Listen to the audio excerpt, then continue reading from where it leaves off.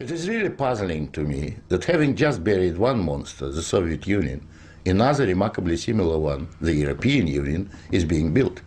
Exactly what is the European Union? Perhaps by examining the Soviet version we can get the answer. The Soviet Union was governed by 15 unelected people who appointed each other and who were not accountable to anyone. The European Union is governed by 24 people who appoint each other, meet in secret, and are not accountable to anyone, and whom we cannot sack. One might say that the EU has an elected parliament. Well, the Soviet Union had a parliament of a sort too, the Supreme Soviet, which just rubber-stamped the Politburo decisions, pretty much like the European Parliament does, where speaking time in the chamber is limited within each group and often amounts to 1 minute per speaker. In the EU, there are hundreds of thousands of bureaucrats with their huge salaries, their staff, servants, bonuses and privileges, their lifelong immunity from prosecution, which is simply shuffled from one position to another, no matter what they do or fail to do. Is this not exactly like the Soviet regime?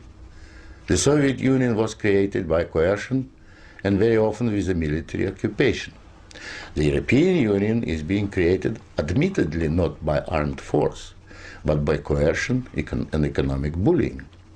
In order to continue to exist, the Soviet Union spread itself further and further.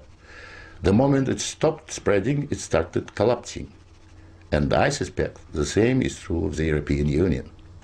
We were told that the purpose of the Soviet Union was to create a new historic entity, the Soviet people, and that we must forget our nationalities, our ethnic traditions and customs. The same seems to be true of the European Union.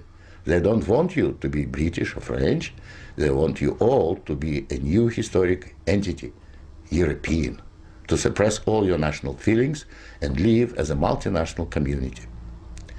After 73 years, the same system in the Soviet Union resulted in more ethnic conflict than anywhere in the world. In the Soviet Union, one of the grand purposes was the destruction of the nation-state. And that's exactly what we observe in Europe today. Brussels intends to absorb nation-states so that they should cease to exist. Corruption was built into the Soviet system from top down, and so it is in the EU. The same endemic corruption activity that we saw in the old Soviet Union has flourished in the EU. Those who oppose or expose it are silenced or punished.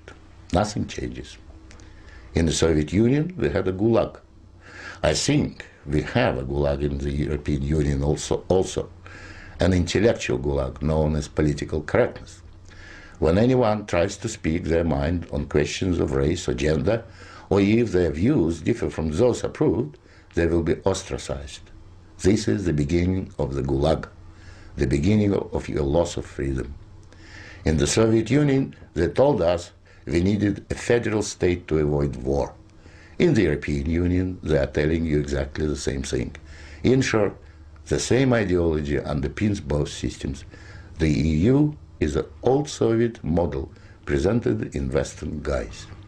But again, like the Soviet Union, the European Union has within itself the seeds of its own demise. Unfortunately, when it collapses, and it will leave immense destruction behind, and we will be left with huge economic and ethnic problems. The old Soviet system was incapable of reform, so is the European Union. But there is an alternative to being ruled by those 24 self-appointed officials in Brussels. It is called independence. You don't have to accept what they have planned for you. After all, you have never been asked if you wanted to join. I have lived in your future, and it didn't work.